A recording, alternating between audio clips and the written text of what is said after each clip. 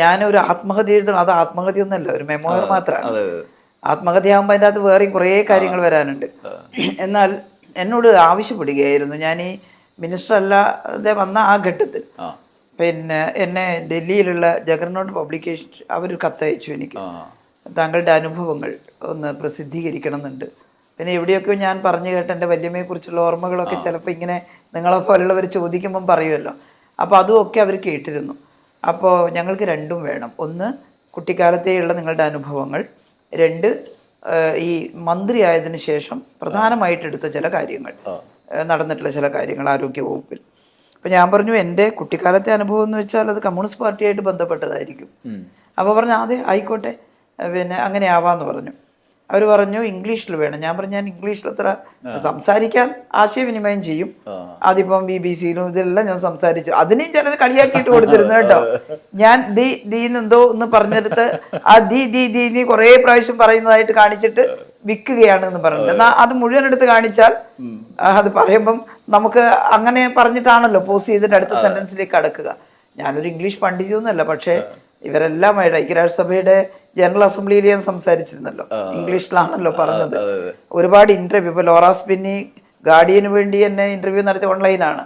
അവർ English ചോദിച്ചു, ഞാൻ ഇംഗ്ലീഷിൽ പറഞ്ഞു. ഞാൻ മലയാളത്തിൽ മറുപടി പറഞ്ഞാൽ അവർക്ക് തിരിയില്ലല്ലോ, അല്ലെങ്കിൽ പിന്നെ പരിഭാഷയെ അടുത്തിരുത്തണം, അപ്പോൾ അതിനൊരു ഗൗരവം ഉണ്ടാവില്ല. അവർ ചോദിച്ചു, എനിക്ക് കുറച്ചറിയാം, അറിയുന്ന ഇംഗ്ലീഷ് ഞാൻ അവരോട് പറഞ്ഞു. അത് വീണ്ടും ഇപ്പൊ റീബൈൻഡ് ചെയ്തിട്ട് ഞാൻ കേൾക്കുമ്പോൾ എനിക്ക് തോന്നുന്നില്ല അത് വൾഗറാണെന്ന്, അതിൽ വേറെ എന്തെങ്കിലും പെശകുണ്ട് എന്ന്. ഗ്രാമറൊക്കെ ചിലപ്പോൾ അങ്ങോട്ടും ഇങ്ങോട്ടെല്ലാം മാറിയിട്ടുണ്ടാവാം, പക്ഷെ ഗ്രാമറൊന്നും അല്ലല്ലോ, നമ്മുടെ ആശയം വ്യക്തമാക്കുകയാണല്ലോ. ഇപ്പോൾ ബാൾട്ടിമോർ വൈറോളജി ഇൻസ്റ്റിറ്റ്യൂട്ടിൽ പോയിട്ട് അവിടുന്ന് എങ്ങനെയാണ് നിപ്പ കൈകാര്യം ചെയ്തതെന്ന് ചോദിച്ചതും ഇംഗ്ലീഷിലാണ്, പറഞ്ഞതും ഇംഗ്ലീഷിലാണ്. അവർക്കാർക്കും അതൊരു ബുദ്ധിമുട്ടും തോന്നിയിട്ടില്ല, കാര്യങ്ങൾ മനസ്സിലാവും. അത്രയേ വേണ്ടുള്ളൂ നമുക്ക് ഭാഷ കൈകാര്യം ചെയ്യാൻ വേണ്ടിയിട്ട് ഉള്ളതാണ്. അപ്പോൾ ഈ ഇംഗ്ലീഷ് പക്ഷെ എഴുതാനൊന്നും എനിക്കാവൂല, മനോഹരമായിട്ട് ഇംഗ്ലീഷ് ഭാഷയിൽ ഒരു സാഹിത്യം എഴുതി കളയാന്ന് വെച്ചാൽ അതിനൊന്നും സാധിക്കുന്ന ആളല്ല. ഞാൻ പറഞ്ഞു ഇംഗ്ലീഷിൽ എനിക്ക് എഴുതാൻ പറ്റൂല എന്ന് പറഞ്ഞപ്പോൾ അവർ പറഞ്ഞു ഒരാളെ ഞങ്ങൾ ഏർപ്പാടാക്കും, മേഡം പറഞ്ഞു കൊടുത്താൽ മതി, ഡിക്റ്റേറ്റ് ചെയ്താൽ പറഞ്ഞു കൊടുത്തിട്ട് അവർ ഇംഗ്ലീഷിൽ എഴുതും എന്നാണ് പറയുന്നത്. അങ്ങനെയാണ് നമ്മുടെ മഞ്ജു സാരാ രാജൻ, പിന്നെ കൊച്ചിൻ ബിനാലേൻ്റെ CEO ഒക്കെ ആയിരുന്നു, അപ്പം മിടുക്കി കുട്ടിയാണ്, അവരെ ഏർപ്പാടാക്കി. പിന്നെ ഞാൻ അവരോട് എനിക്ക് കുറച്ച് എസ്സേ കിട്ടിയിട്ടുള്ളവരോട് പറയാൻ, കുറേയെല്ലാം ഞാൻ ഈ ഇതിൽ വാട്സാപ്പിൽ പിന്നെ വോയിസ് മെസ്സേജ് എടുത്തിട്ട് അവർക്ക് അയച്ചു കൊടുത്തിട്ടൊക്കെയാണ് എഴുതിയത്, നടക്കുന്ന നടത്തത്തിലും പോകുന്ന യാത്രയിലും ഒക്കെ. ഒരു 4 ദിവസമാണ് മഞ്ജുവിൻ്റെ കൂടെ എനിക്ക് ഇരിക്കാൻ പറ്റിയിട്ടുള്ളൂ. പക്ഷേ അവരതെല്ലാം നല്ല അടുക്കും ചിട്ടയോടു കൂടി മനസ്സിലാക്കി അവർ പിന്നെ നന്നായിട്ട് അത് എഴുതി, നല്ല ഭാഷയിൽ. അത് ആ ഇംഗ്ലീഷിൻ്റെ ഒരു ചടുലത അതിൻ്റെ അകത്ത് ആദ്യത്തെ പാർട്ടിൽ കാണാൻ സാധിക്കും. രണ്ടാമത്തെ പാർട്ടിൽ പിന്നെ യഥാർത്ഥ വിവരണമാണല്ലോ, ഈ ആരോഗ്യ മേഖല. അത് രസകരമായും വൈകാരികമായും എഴുതാൻ എനിക്ക് പറ്റിയിട്ടില്ല.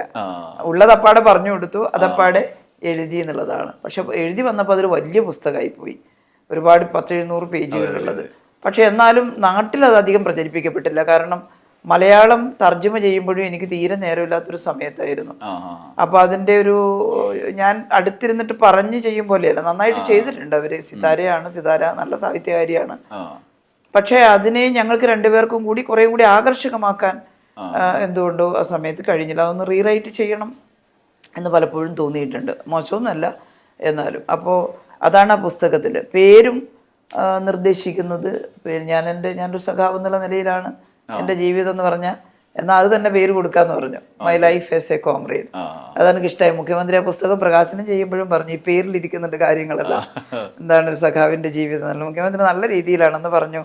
ഒരു വസൂരിയൊക്കെ ചികിത്സിച്ച് ഭേദപ്പെടുത്താൻ ശ്രമിച്ച ഒരു അമ്മമ്മയുടെ മകള്, ഒന്നുമില്ല നാട്ടുവൈദ്യം, അമ്മമ്മയുടെ മകള് പിന്നീട് ആരോഗ്യമന്ത്രി ആയി എന്നുള്ളത് കാലത്തിൻ്റെ ഒരു കാവ്യനീതിയാണ് എന്നൊക്കെ പറഞ്ഞിട്ടാണ് പ്രസംഗിച്ചത് ഇത് പ്രകാശനം ചെയ്യുമ്പോൾ. ഏതായാലും അങ്ങനെ ഒരു ബുക്ക് ഇറങ്ങി. അതിപ്പം അതിൻ്റെ കന്നഡയിലുള്ള പരിഭാഷ കഴിഞ്ഞു, അത് അവിടെ പബ്ലിഷ് ചെയ്തു. ഇപ്പം തമിഴിൽ പ്രകൃതി ഫൗണ്ടേഷൻസ് എന്ന് പറയുന്നൊരു കൂട്ടർ അത് തമിഴിലേക്ക് ട്രാൻസ്ലേറ്റ് ചെയ്തിട്ടുണ്ട്. അതിൽ ഈ മാസം ഒരു ഡേറ്റ് കൊടുക്കാൻ വേണ്ടിയിട്ട് പറയുന്നുണ്ട്, തെരഞ്ഞെടുപ്പ് കഴിഞ്ഞിട്ടാവാം, ഡിസംബറിൽ തരാം എന്ന് പറഞ്ഞ് നിൽക്കുകയാണ്.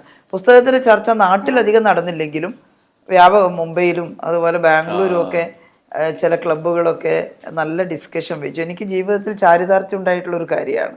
എന്തിനാ പറയുന്നത്, നമ്മുടെ മനോരമക്കാരുടെ ഫാമിലി ഒരു ഡിസ്കഷൻ വെച്ചിരുന്നു.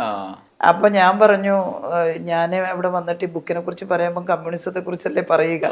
അവര് പറഞ്ഞല്ല, അതെ ബുക്കിന്റെ പേര് തന്നെ അങ്ങനെയാണല്ലോ, പക്ഷെ അതിനകത്ത് ഒരുപാട് പ്രശ്നങ്ങളുണ്ട്. ആളുകൾ മനസ്സിലാക്കേണ്ടത്. അതുകൊണ്ട് ഒരു ലിമിറ്റഡ് ആയിട്ടുള്ള സദസ്സായിരുന്നു. എനിക്ക് ഭയങ്കര ഒരു സന്തോഷം തോന്നിയ ഒരു കാര്യമാണ്. ഞങ്ങളുടെ പാർട്ടിയുടെ കുറച്ച് ഒരു 4-5 പേരും, വാസവ മിനിസ്റ്റർ ഉണ്ടായിരുന്നു, അന്ന് റസ്സലൊക്കെ ഉണ്ടായിരുന്നു കോട്ടയത്ത്, ഈ ഫാമിലിയിലുള്ള കുറേ ആളുകൾ ഒക്കെ ഉണ്ടായിരുന്നു. പിന്നെ അവരെല്ലാം കൂടി ചേർന്നിട്ട് ഒരു നല്ല ഡിസ്കഷൻ സംഘടിപ്പിക്കും. ഞാനും മഞ്ജു അതുപോലെ മോഡറേറ്ററായിട്ടൊരു പെൺകുട്ടി ഇരുന്നിട്ട് ആ കാലഘട്ടത്തിൻ്റെ കഥയൊക്കെ നന്നായിട്ട് ചെറുപ്പക്കാരൊക്കെ ഡിസ്കസ് ചെയ്തു. അപ്പോൾ നമ്മളൊരു കാലഘട്ടത്തിൽ അനുഭവിച്ചിട്ടുള്ളത് നമ്മൾ ഈ പുതിയ തലമുറയ്ക്കൊന്ന് പകർന്നു കൊടുക്കുന്നു. അത് സമ്പൂർണ്ണമൊന്നുമല്ല, അതിനകത്ത് വിട്ടുപോയിട്ടുള്ള ഒട്ടേറെ കാര്യങ്ങളുണ്ട്, ഇനിയും കൂട്ടിച്ചേർക്കേണ്ട ഒട്ടേറെ കാര്യങ്ങളുണ്ട്. പക്ഷേ ഒരു ഒരു ആത്മകഥ എന്നൊന്നും പറയാൻ ഞാൻ അതിന് മാത്രമൊന്നും ആരുമല്ല. പക്ഷെ എൻ്റെ മെമ്മോയർ സ്വാഭാവികമായിട്ടും ഞാൻ കുഞ്ഞുനാളിലെ ഒരു പാർട്ടിയുമായിട്ട് ബന്ധപ്പെട്ട് ഒരു സമൂഹവുമായി ബന്ധപ്പെട്ട് ജീവിക്കുമ്പോഴുണ്ടായിട്ടുള്ള വളരെ ഹൃദയസ്പർശിയായ ഒട്ടേറെ അനുഭവങ്ങൾ അതിനകത്ത് ഉൾക്കൊള്ളിക്കാൻ കഴിഞ്ഞിട്ടുണ്ട്.